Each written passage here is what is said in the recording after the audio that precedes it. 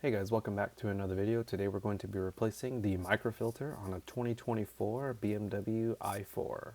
You're going to find it located on the passenger side under the kick panel. This is the part number for the microfilter from BMW. This is what it looks like, and it's got this little corner on the top left. You're only going to need a small flathead screwdriver to undo one of the clips, and those clips are going to be located on the left and right side. You're going to turn these 90 degrees.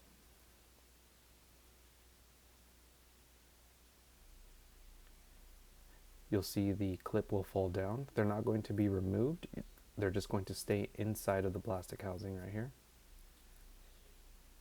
Turn it to the left. It'll unlock and it'll just fall down right there. But it won't come off completely. Now you can reach in, grab the plastic paneling, and pull it out completely. You have one small clip for the wire for the light. Pull off the connector and slide this out to the side.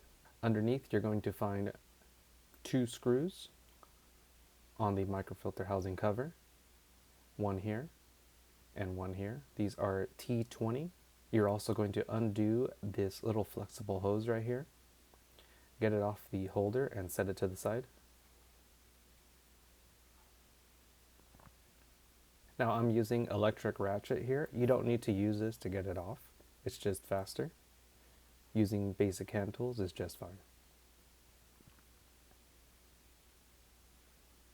Once you get both screws off, you're going to have two clips on either side of the microfilter housing cover.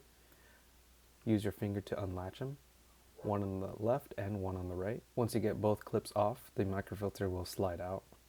Grab the cover and set that to the side, and then you can pull the microfilter out.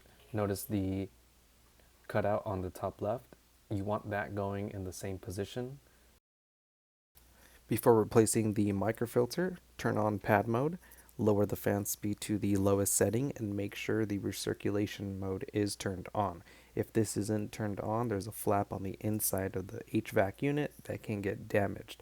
I know the i4 screen is a little different than this, but the idea is the same. You need to make sure the recirculation mode is turned on.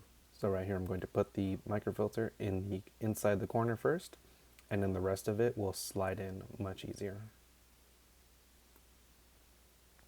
Now we're going to put the tube back onto its holder and fit in the cover back into the position. There are guiding pins that you want to use these right here in order to put them into the correct position. If you follow the guiding pins, everything else will fit into place. And then you just push it on two clips.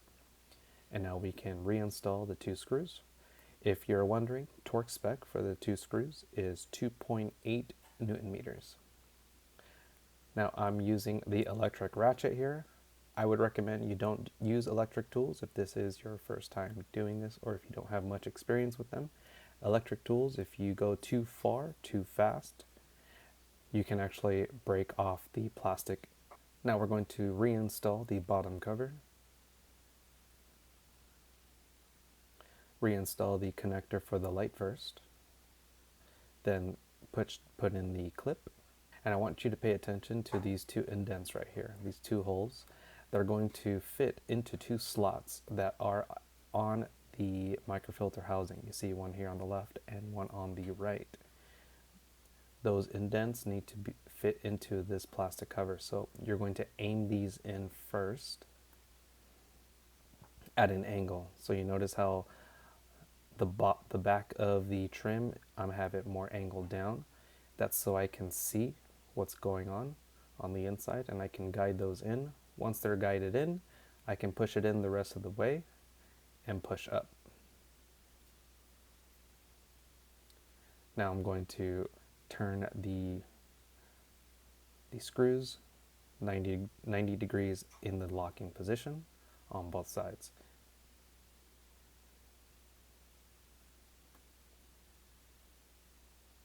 Alright, so that's the end of the video. If you liked it, if you learned something, if I helped you save some money, consider subscribing to the channel. And as always, I'll see you in the next one.